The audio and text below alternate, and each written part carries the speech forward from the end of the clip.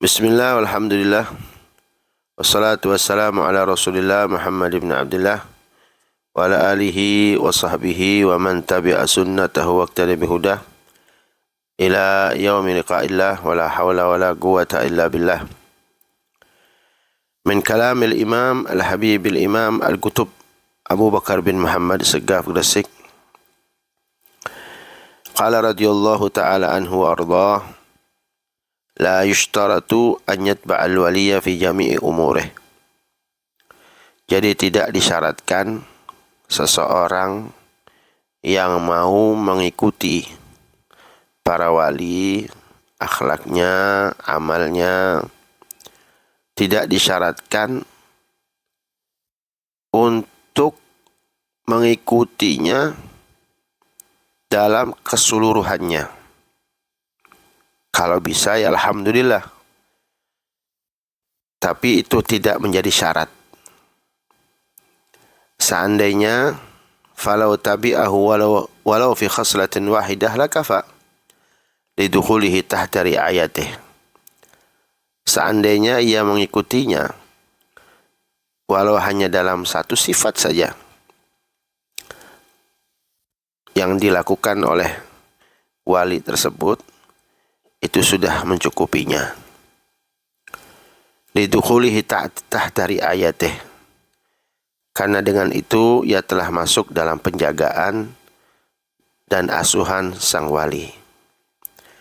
Wal maksud kulluhu at-ta'alluq wal mahabbah wal i'tiqadul hasan.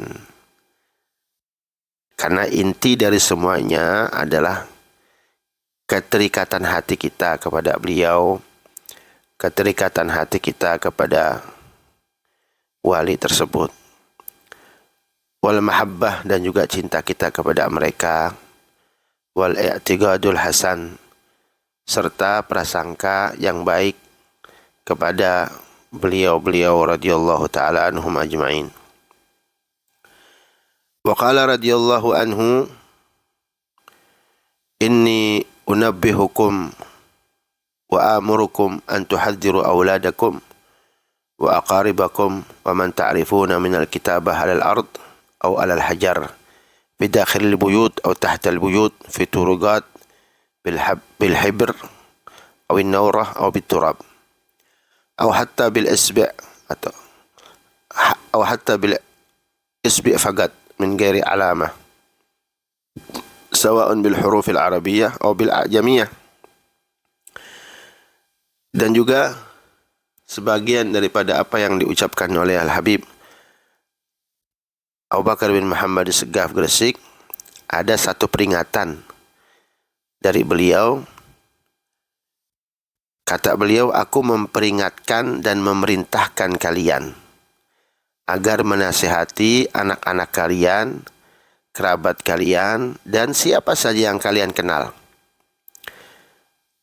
agar tidak menulis di tanah atau di batu, baik di dalam rumah ataupun di bawah rumah, fi dakhil buyut atau tahtal buyut,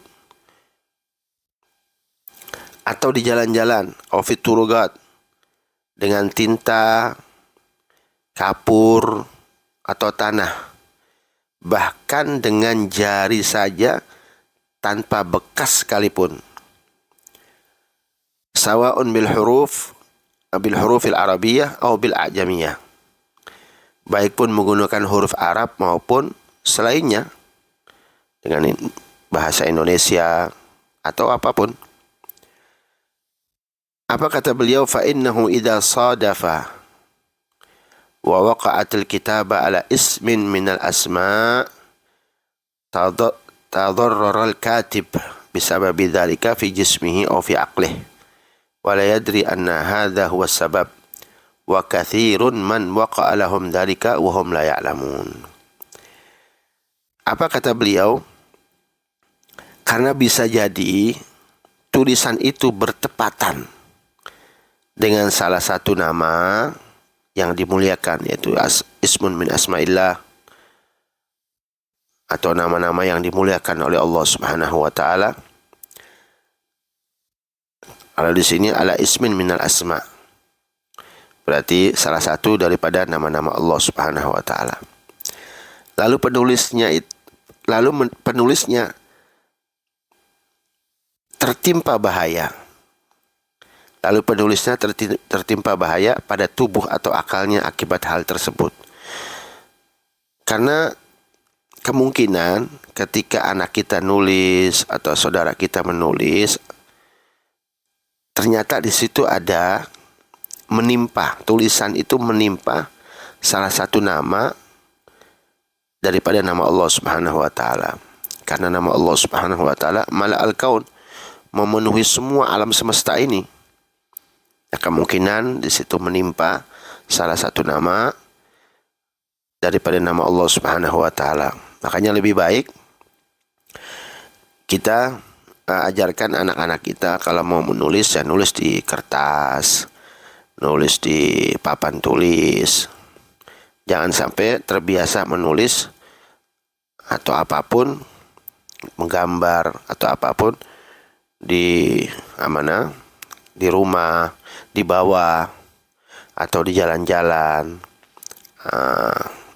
Itu peringatan dari Al-Habib Abu Bakar bin Muhammad Segaf Gresik. Karena bisa jadi tulisan itu bertepatan dengan salah satu nama yang dimuliakan. Lalu penulisnya tertimpa bahaya pada tubuh atau akalnya akibat hal tersebut. Sedangkan ia tidak mengetahui bahwa itulah penyebabnya. Wa katsirun man waqa'a lahum dzalika wa hum la ya'lamun. Dan banyak orang yang mengalami hal seperti ini sementara mereka tidak menyadarinya. Ini peringatan dari Al-Habib Abu Bakar bin Muhammad Segaf.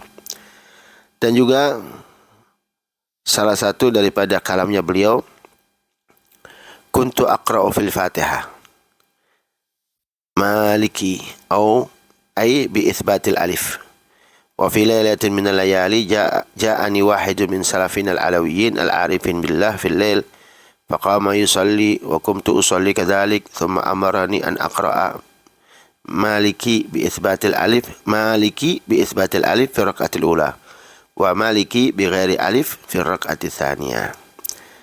Kata beliau, aku dahulu membaca dalam surat Al-Fatihah lafaz maliki dengan alif, maliki panjang, maliki.